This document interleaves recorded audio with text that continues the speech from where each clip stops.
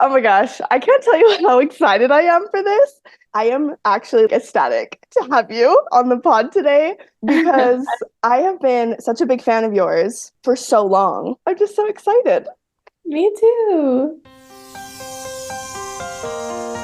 Are we kidding?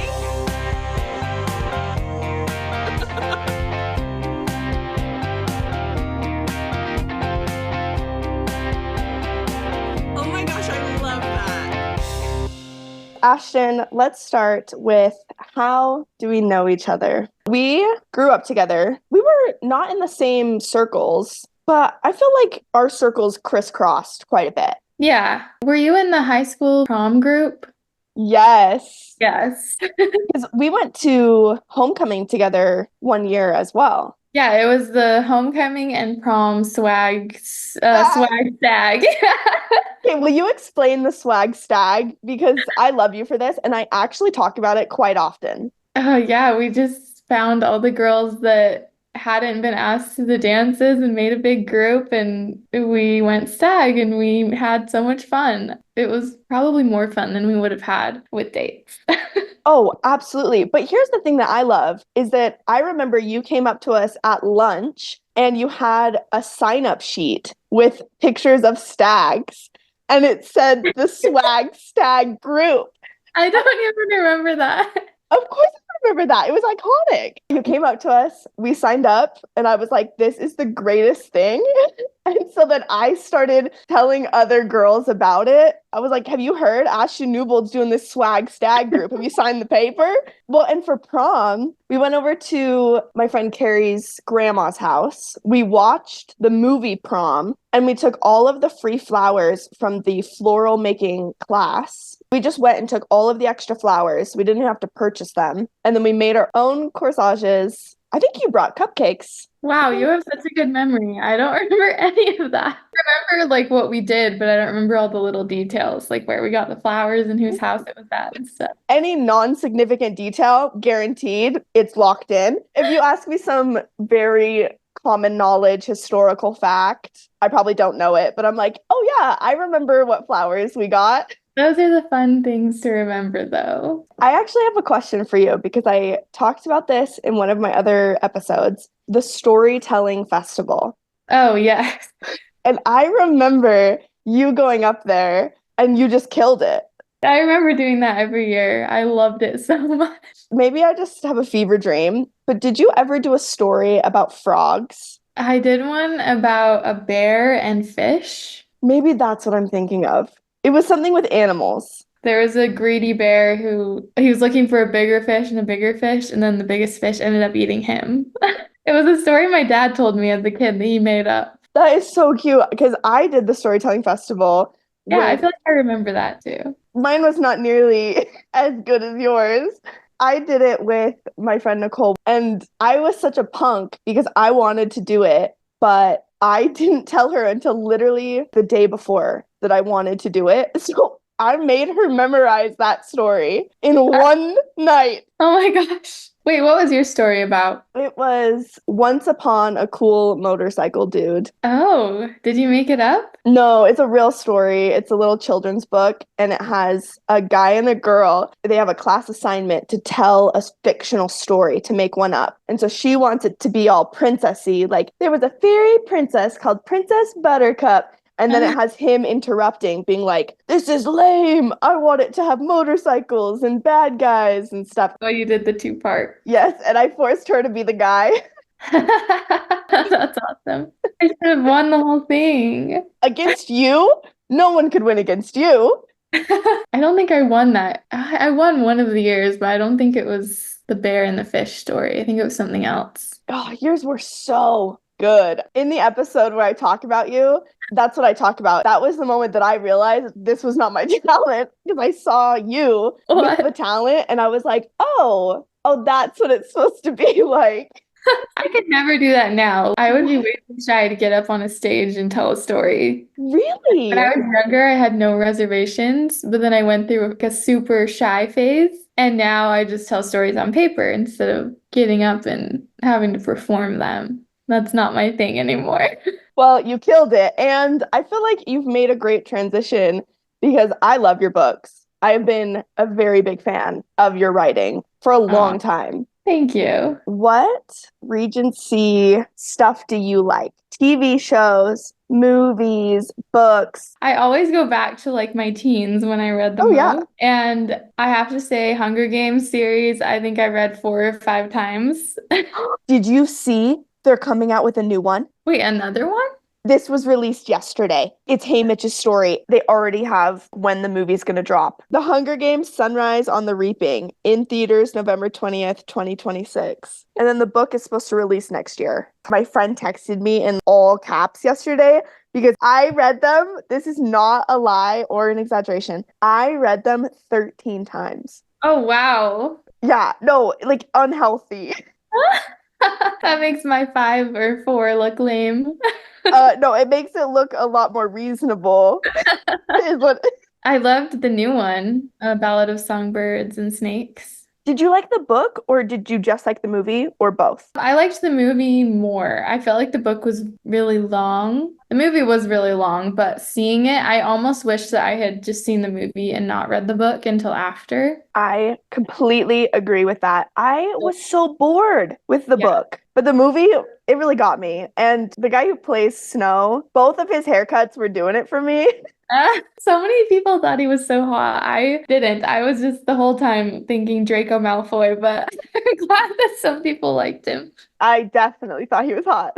But I've seen him with his real auburn hair though, and it's all gone. I think it's just something about the blonde. Okay. I really like it. I usually like dark-haired guys, so that's probably why. There it is. I need to see him in real life with darker hair then. Maybe I'll like him more.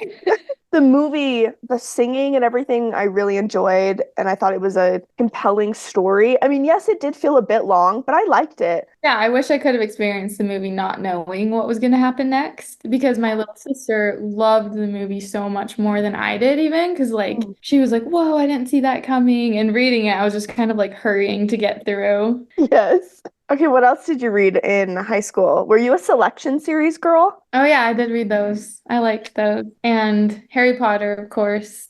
I read the 7th one like 5 times. I got through all of them and then I just kept rereading the 7th one.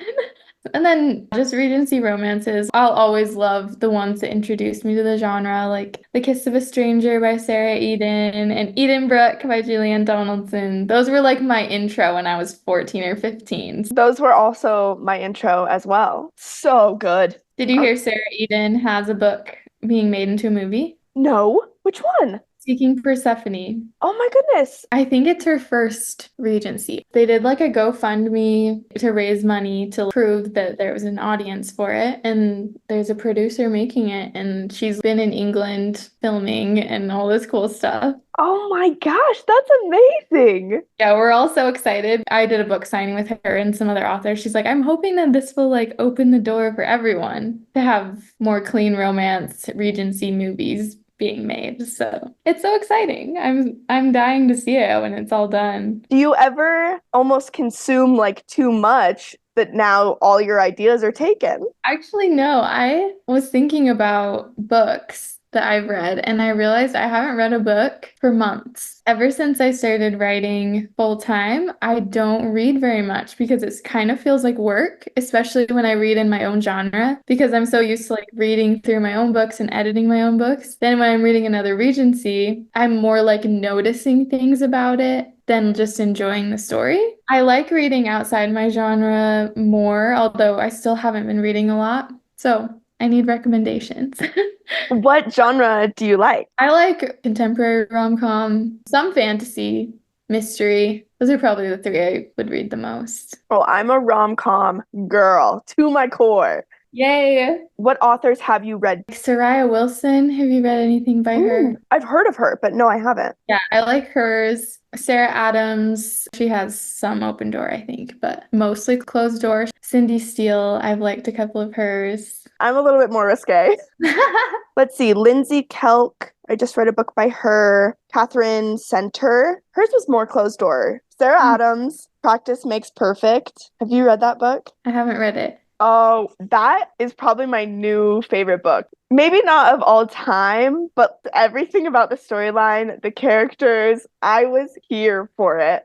Okay. Sarah is Um, so sweet in real life. you've met her? So we used to run a group together, a Regency romance group, because her first two books were Regency. I feel like a couple years after I'd started, she had me beta read her first book, and then we were in that group together. And then she just took off, spread her wings in the rom-com genre. She's so amazing at it. I haven't talked to her in a while, but back then we definitely talked Regency a lot. I love her books. Yeah. Another one, Kelly Oram. I really like her, or Casey West. Those are more high school YA genre.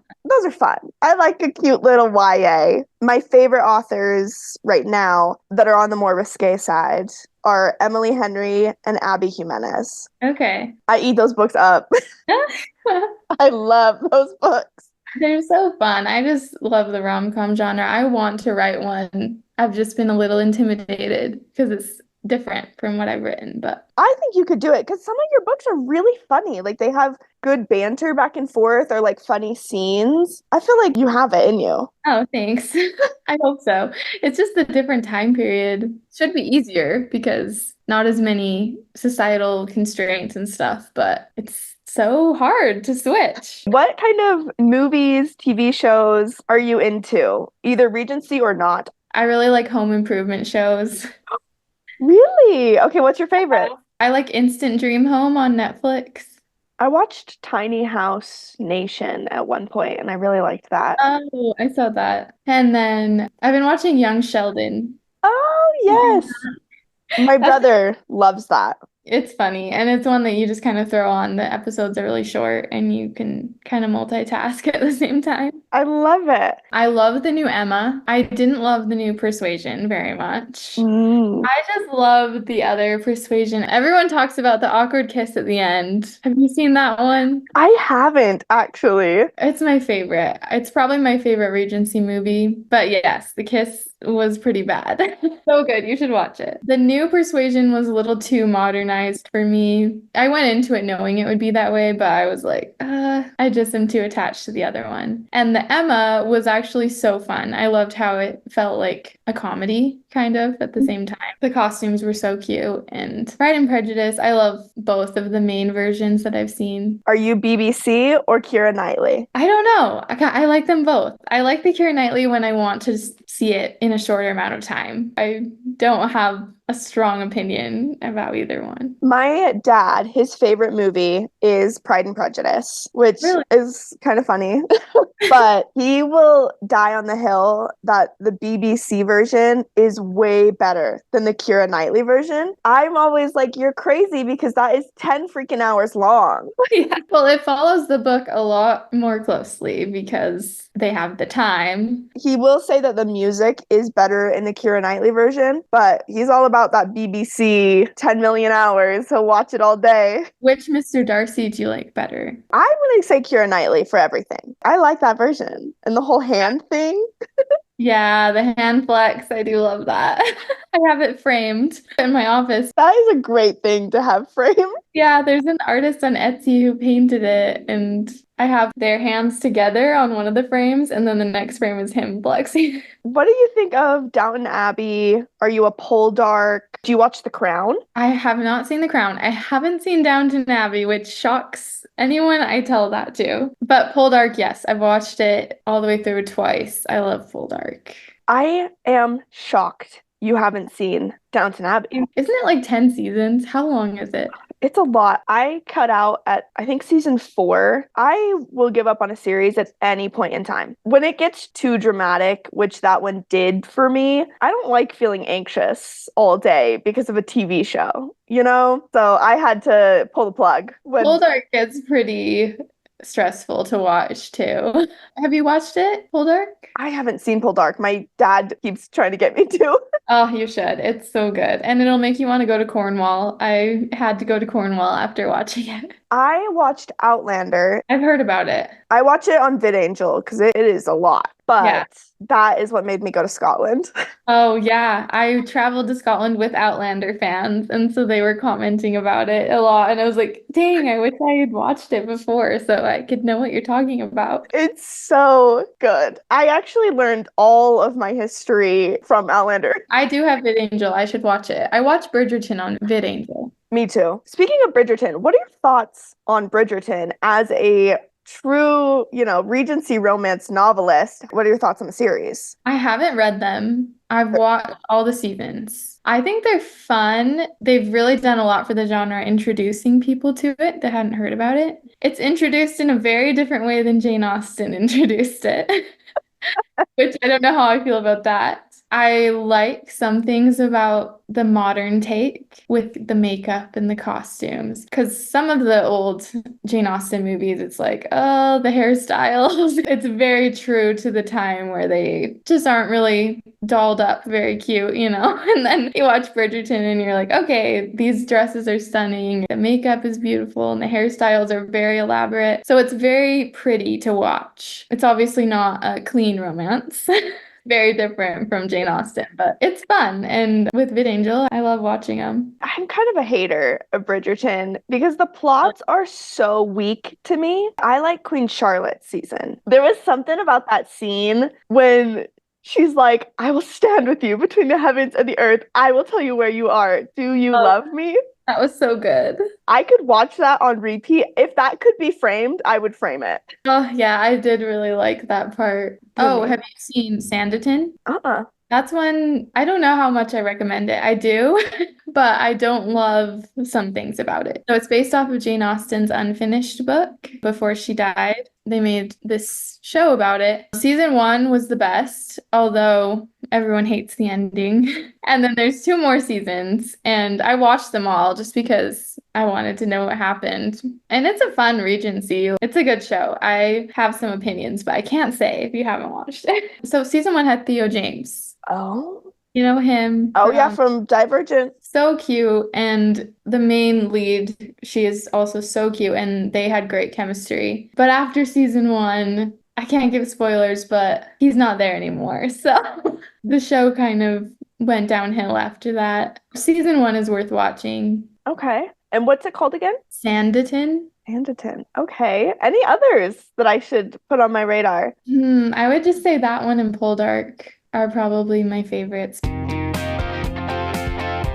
I mean, obviously you've told stories for a very long time, since elementary school. But when was it that you were like, let me jot this down? Let me put this down on paper. I always traced it back to like my sophomore year. I had actually tried writing books in junior high, like 7th grade, kind of Hunger Games style, like dystopian books, you know. I had never gotten more than a few chapters in. And then when I was about 15, I was in an English class with Mrs. Gull. Do you remember her? I don't think I had her. She was an awesome teacher. She just wrote really encouraging notes on my papers, really complimentary about my writing. And it made me excited to like try harder on my next paper. And I started to really have fun with it. And that was not even creative writing, which now I only like creative writing. But at the time, I was kind of realizing I liked writing. At the same time, I was also reading a bunch of Regency romance books from like Sarah Eden and Julianne Donaldson. And I started watching the Jane Austen adaptations, the Pride and Prejudice ones and the Persuasion ones mostly. I was watching all those Jane Austen movies, so I knew that was the time period I would want to write in. Just kind of after school, after work, I started working on it in my room, and it took me about a year and a half before I finished the first draft. I was such a perfectionist with it, but then I was too scared to share it with anyone, so it took me a while to do that, but that was where I first started. That is just incredible to me, because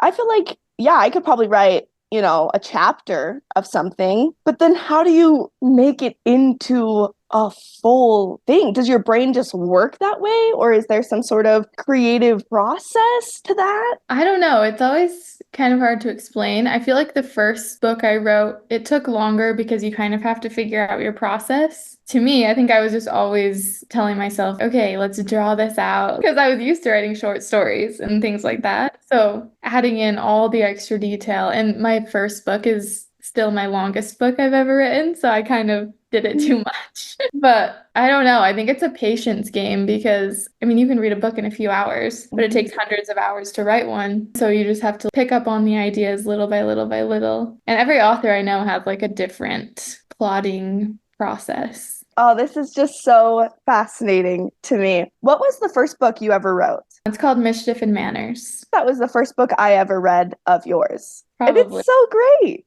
Oh, thank you. But I actually bought the rights back to that book in my first few books recently. So I'm kind of rewriting them, not changing a ton, just fixing the writing. And then I'm going to re-release them. Oh my gosh, how fun. Yeah, I'm excited. Okay, so how does that work? You're 15, 16 years old. You've written a book. How do you get that published? I hadn't learned very much about self-publishing at that point. It wasn't as big as it is now to self-publish. So I wanted a traditional publisher. I submitted it to a few small presses in Utah that didn't require an agent. And they take about anywhere from 3 to 6 months to get back to you. And then one of them accepted it. And then from that point, it took, I think, about a year and 4 months before it actually released. So the whole process from submission to when it came out was almost 2 years, which is so much longer than self-publishing. But that's the avenue a lot of people take with Clean Romance, is submitting it to the Utah publishing companies. And you just exclusively self-publish now, is that correct? Pretty much. I did one anthology this Christmas for Covenant Communications. That's a Utah publisher. But for the most part, I self-publish now.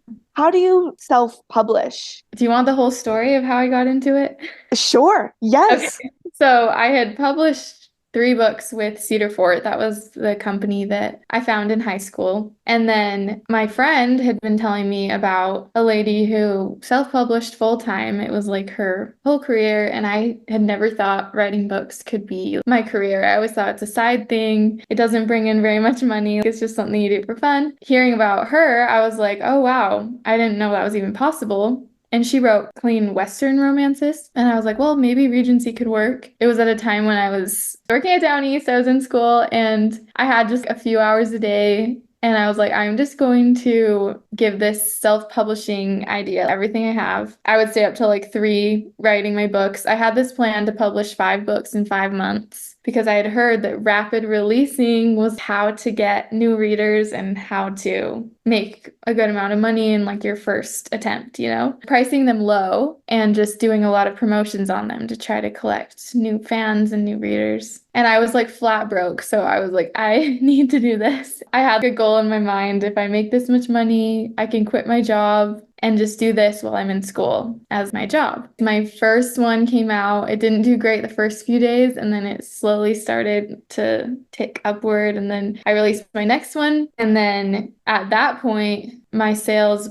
reached my goal amount so I could quit my job sooner than I had expected. Because then the first one started selling more. The second one was selling. They just kind of took off way better than I ever expected, especially that fast. So I was like, okay, I'm going to quit Down East. I'm going to keep writing. I released the third one the next month. At that point, it was time to sign up for another semester of school. And I was like, I'm just going to put all my time into this for now because it's doing really well. So I took a semester off, released the last 2. And at that point, I was like, I don't know if I'm going to go back to school because this is what I want to do and it's a really good job. And so I just kept working on it. That's why I love self-publishing. It's just the freedom to release books every month if I want, or every few months instead of every 2 years, you know, to price them how I want and to get more royalties and to design my own covers and have all the control over the details. And I just love being able to pick my cover and everything like that. Are you on any of your own covers? I'm not, but some of my friends are, and my sister's on some of them. Because I've seen on your Instagram the picture and then it like fades into the cover of the book. And I love seeing those. We've done lots of photo shoots. I'll like find friends and have them dress up and then take their pictures. Would you ever do your own cover? I don't know. There's been covers where it's like a girl from the back and my readers are like, is that you? And I'm like, no. I feel like maybe from the back wouldn't matter, but I would never have my own face on a cover. It would be funny, but it would be like, wow, this author just really must love how she looks in a Regency dress. I know that you've done some authors retreats. You've traveled to the UK. Yeah, let's see. I think I've done 3 now with other authors. We just got back from Ireland and Wales a couple weeks ago. So it started back in 2021. One of my good writer friends, Martha Keys, she's like a pro at traveling. So she plans all of our trips. She loves to do it. She does the whole itinerary, and we all just trust her because we're like, this is going to be awesome. It's a Martha trip. We know that it will be amazing. And she also drives, which is nice because it seems scary to drive over there. It's usually anywhere from 10 days to 2 weeks. Most of the time, we're not writing. We're just like exploring different areas of England, or we've been to Scotland, Ireland, Wales, and England at this point, but we just get to see areas that would be in our books, like different towns or like coastlines. And that part's just inspiring. Like I can't draw it back to like specific books. Like I don't go there and say, I'm researching for this book I'm going to write. It just kind of sparks ideas, and it's inspiring to be in, that land and like with other writers. And then we tour old houses too, and we get to see the rooms. Martha, we tease her because she has such a thing for door handles. Like she wants to see how the mechanisms worked back then and like the locks. And so it's super fun to travel with other writers because we're all fascinated by the same things, and we're all pointing out things to each other because we all write Regency. And so that part is very good research. Take pictures inside and videos, seeing the servants' quarters and like the bedrooms and the kitchens and all the things that are kind of hard to picture in my head when I'm writing. That part helps a lot. But what we say is a research trip is usually mostly fun, and we come back feeling inspired. So not a whole lot of working happening, but it helps our future books be better, I do think. So That just sounds so fun. Okay, so you go, you travel, you get inspired, you come back home. How quickly are you writing these books? well, I've gotten in a pretty bad routine the last couple of years where I procrastinate because I put a book up for pre-order and then I write it all in like, I don't know, 3 weeks to a month. And then I'm so burnt out. And then I take too much time off and then I do the same thing. It's been every single book, like probably my last 5 or 6 books. I've done it this way. And including the one that comes out in July, it's going to be the same situation.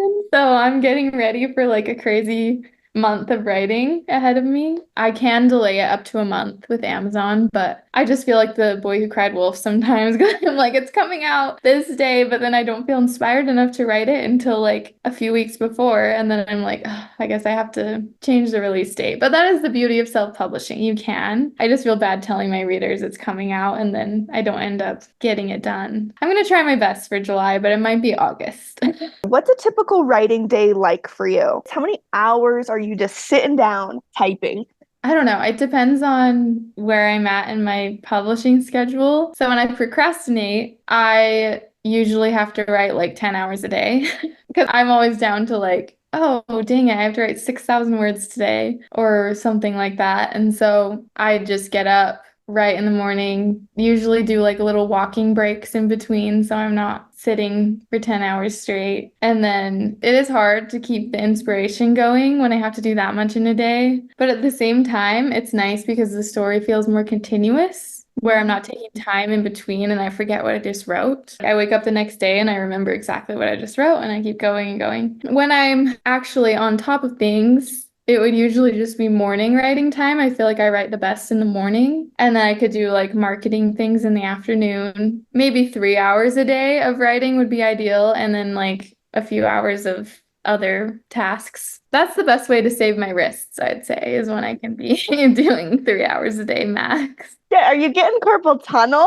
Yeah, a little bit. Oh I my have to God. wear like a wrist brace. It flares up whenever I'm on a deadline and then I have to type too much in a day. I need to be careful. I need to start dictating. I've heard of authors who practice speaking their books and then they can get a lot of words done that way. It's just hard to get it to come out the same way than when I can sit there and silently just type it. And I feel like no one could be home because I would feel super weird talking my story out loud if someone could hear me. I don't know. I love getting the behind the scenes look at all of this. Yeah.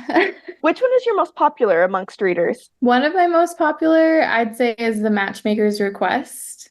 It was book 4 in my Lark Hall Letters series. I think that one did the best in the series, but it's hard to say. Everyone has different favorites. Right. So that one, though, overall, I feel like got a lot of good reviews and positive feedback. Ah, that's so great. You just have so many to choose from that now when I am choosing my next one, I'm like, oh, where do I start? Like, should I start at the beginning of a series? Sometimes, maybe this is wrong with me, but sometimes I'll start in the middle of a series because I know that they're kind of written as standalones, but they connect with one another.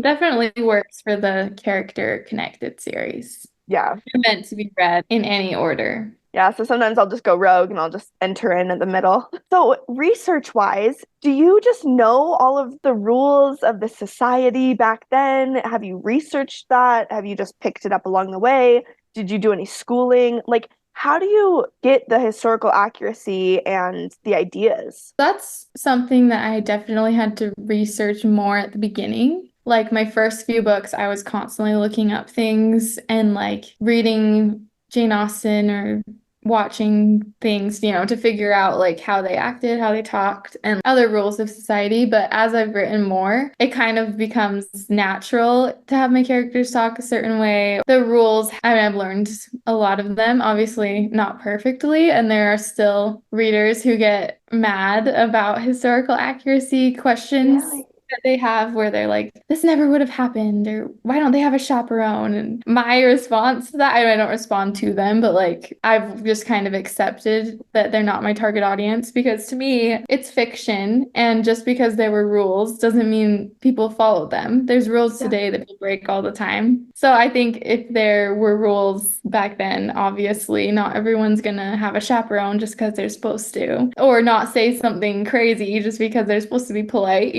So behavioral things, I'm a lot looser with historical accuracy. And I try to stay away from like really specific historical events and things. I kind of make up fictional towns, give myself some freedom to be creative and make it fiction, Yeah. Do people get riled up? Do they message you? I've gotten emails before and reviews, obviously. People leave reviews about it, but the emails are always so hard not to respond to. Like one lady was like, Jane Austen would be rolling over in her grave, but she spelled Austen like Tin, and I was like, you can't even spell her name right.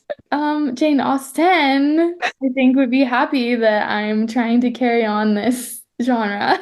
My goodness, who has the time in their day to just... I know. And another lady emailed me once. It's just such specific, like weird things that they get riled up about. She's like, they made it from this town to this town in 3 days, but it's this many miles and it really would have taken them 5 days by carriage. And I'm like, how do you know that? I was going off of like a Jane Austen quote that said like 50 miles is half a day's journey or something. And so that's what I based it off of. But apparently that was wrong. And she cared enough to email me. Like, okay. They had really fast horses, the people in your book.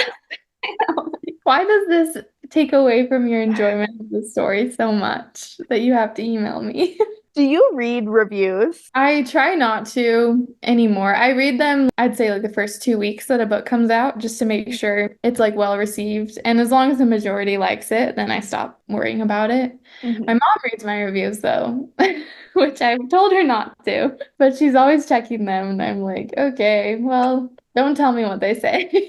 I don't like reading the bad ones after the book's been out a while because I'm like, I just don't want it to get in my head while I'm trying to write. So. Oh, yeah. I think that'd be the hardest part is the reviews. Well, and I say that as a ruthless reviewer myself. I have in my Goodreads bio that like anything I say has nothing to do with the author themselves. And really, I don't ever try and go hard on authors that are newer because, if they only have 5 reviews, like I don't want a negative review for me to like ruin their chances of people reading their book. But people like Colleen Hoover, no, I'll bash her all day.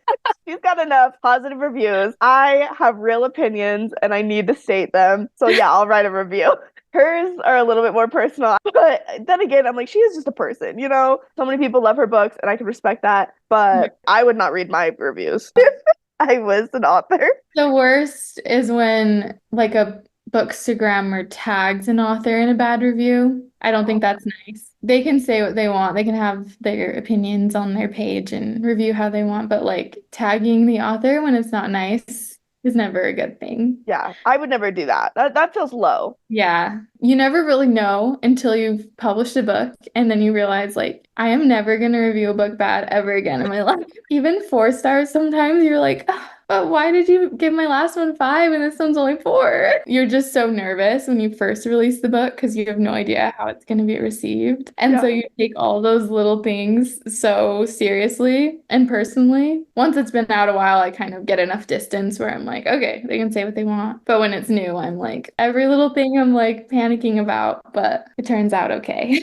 At this point, you've written 25 books. Is that correct? 26. I keep forgetting what number I'm on, but Wow. it's been a lot of the same genre. That's why I'm like, maybe I should change. We'll see.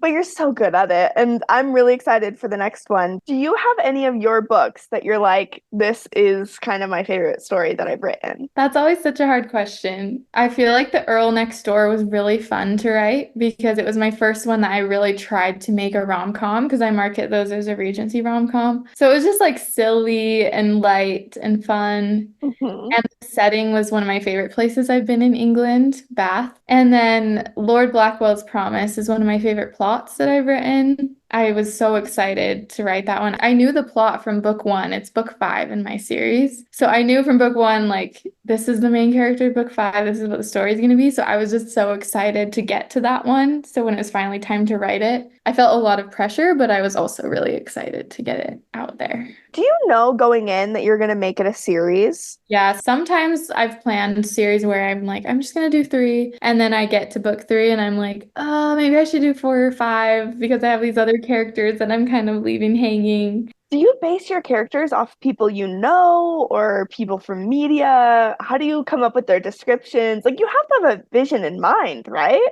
This is so embarrassing, but sometimes I base like the horrible male characters, like side characters, off of guys I've dated that I don't like. So they're like the guy that she's rejecting, or like the creepy suitor that's like coming after her, and or the villain, or just anyone. I'm like, haha, time to get my revenge, even though they'll never see it, but it just makes me feel better. Oh, absolutely. I mean, I feel like there's no way that we can't draw from personal experience, you know?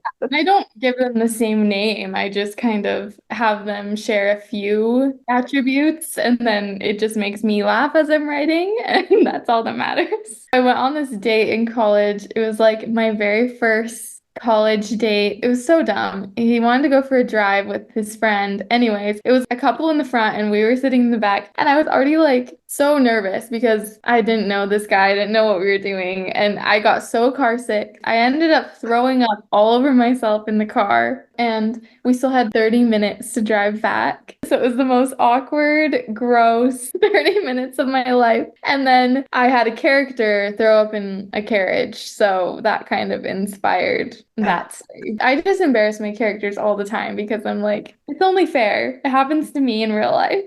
Oh my gosh, you poor thing. That's It's horrible, but it's so funny to talk about now. I'm like, how did that even happen? I do get really car sick, but at that point I hadn't thrown up for like 10 years, so I didn't know that it was coming. Did you ever go on another date with him? No, definitely not. I didn't even go to campus for like 2 days because I was scared I would run into him and his friends. Very first semester. Did you study writing in school? I took a creative writing class at UVU because I ended up going there, but I didn't really like it. I just preferred learning from like writing conferences where I could learn from other authors and take classes there. So I decided to do entrepreneurship because I knew I wanted to be my own boss or whatever. I didn't know it would lead to self-publishing and writing, but it did. So I guess it kind of helped me learn some things about that.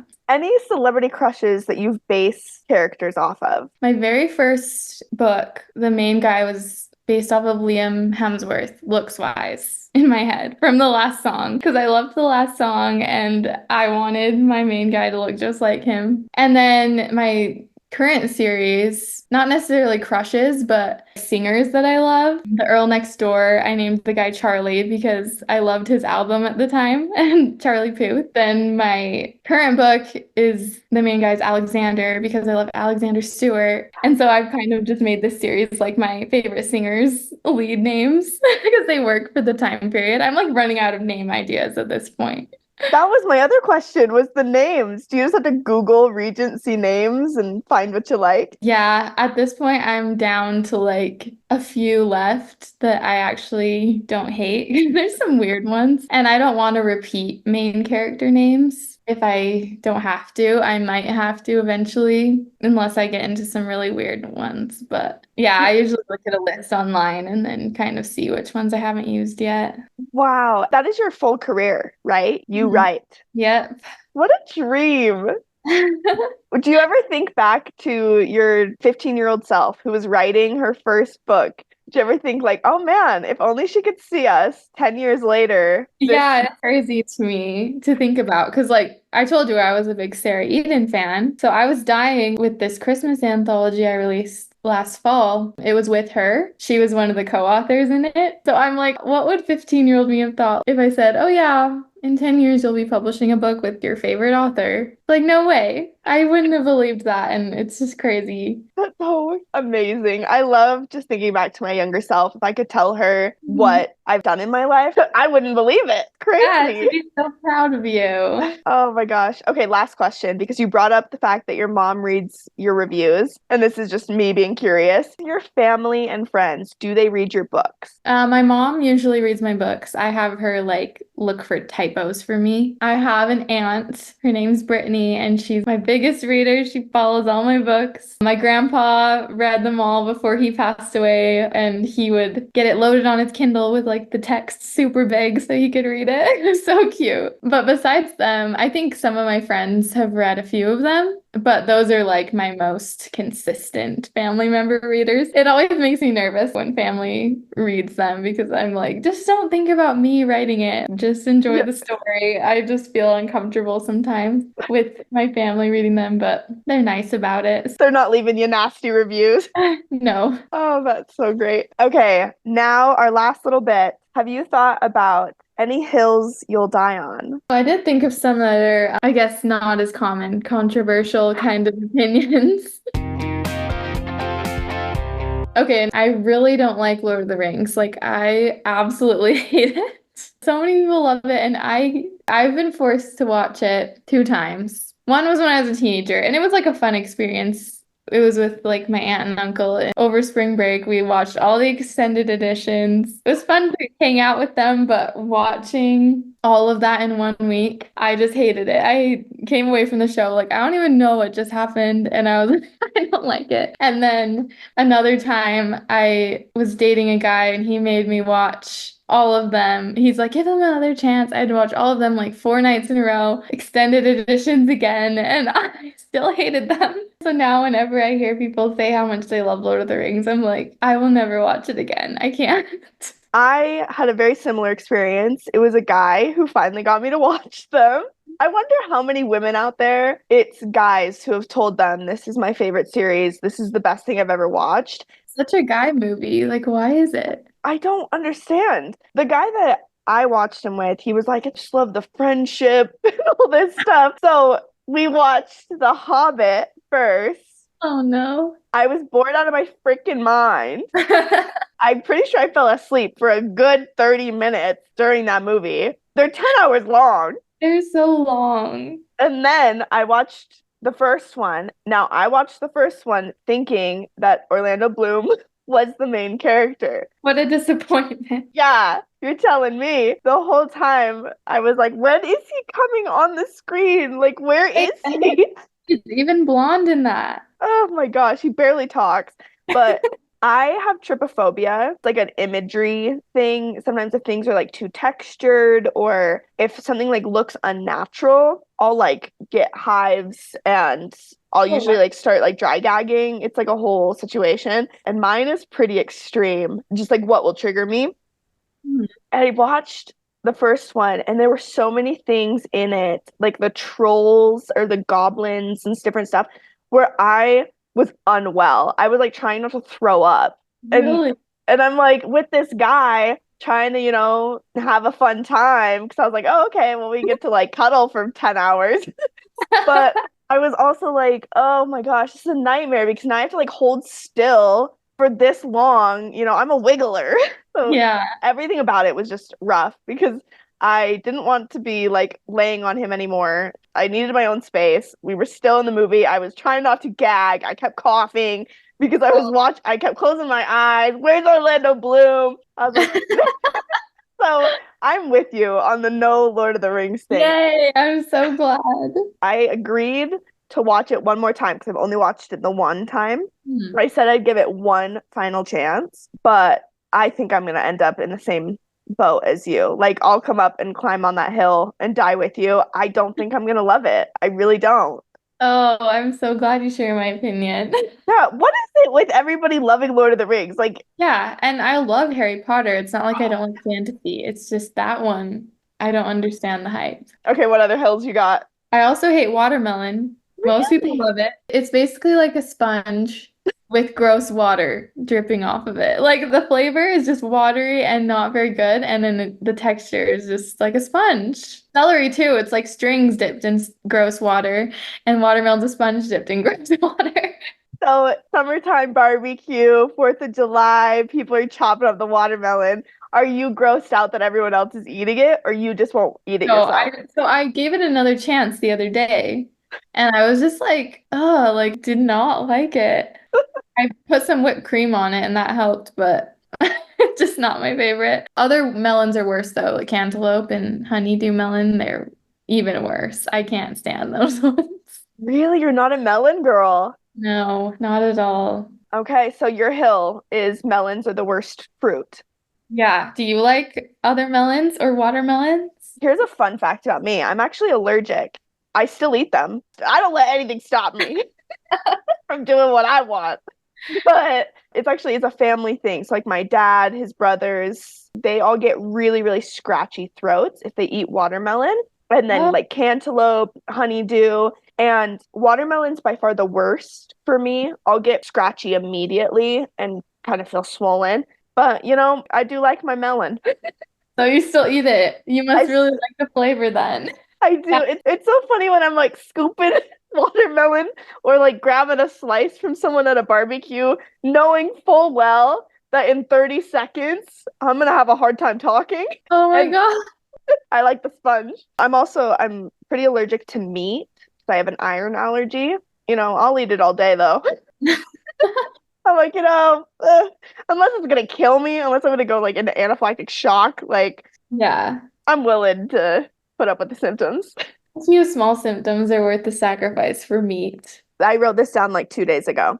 Dishes should never be more than casually rinsed off before going in the dishwasher. People who completely wash their dish, basically hand wash it, only to stick it in the dishwasher? I completely agree with that one. What is the point of a dishwasher? Yeah, even like putting dish soap on it, like scrubbing it. I'm like, what is the dishwasher gonna do? Just rinse it? That's what you're supposed to do now, and then put it in there to wash. Yeah, honestly, I will die on the hill that dishwashers are made to wash dishes. So if I have one, a functioning dishwasher, I will barely rinse it out. That is the most I'll do, is I'll run it under some water real quick. Just get the core food off. I'm not doing anything past that. Like, no, the dishwasher can do its job. Why am I putting manual labor when I have a machine that will do it for me?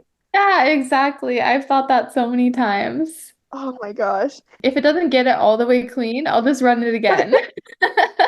Same. I run every load on heavy. Yeah, and even if you know it's not all gonna come off like a really crusty pan or something, like at least it'll start the work for you. And if it doesn't all come off, it's easier to finish later. Exactly. That one I feel pretty passionately about. One more that I'll do. You recently got back from a trip, so I'm interested to see if you agree. I will die on the hill that after a trip, bags should be unpacked the day you get back. I am not living out of luggage. I walk through the door, bags are being unzipped and unpacked immediately. I do not want to mess with the luggage on the floor, but most people Really? disagree. I disagree. Well, just because I'm lazy after a trip. I come back and I'm tired and I'm like, oh, I'll just leave my suitcase downstairs. And then like over the next couple days, I bring it up to my room and then I'll open it, do some laundry, leave some stuff in there. I'm very slow at taking it all out. Maybe it's just because I hate bending over because I got back problems, but I think it's even more than that. I'm just like, no, I just need everything back in its place immediately after a trip. Like everything's going in the laundry. I'm reorganizing. Yeah, it adds stress when I leave it packed for too long because then I'm like, oh, this is just a reminder that my trip's over. Yeah, that too. I like that method, even if I don't do it myself. Well, Ashtyn, thank you so much for coming on the pod today and discussing what it's like to be an author. Thank you so much for coming on today. I hope this was fun. This is your first interview, right? I don't know if I've done a podcast before. I'm honored if I am the first. If not, I'm still honored. Yeah, it was so fun chatting with you. Have a fantastic day and good luck writing your new book. I'm excited to read it. Oh, thank you. Yeah. Bye.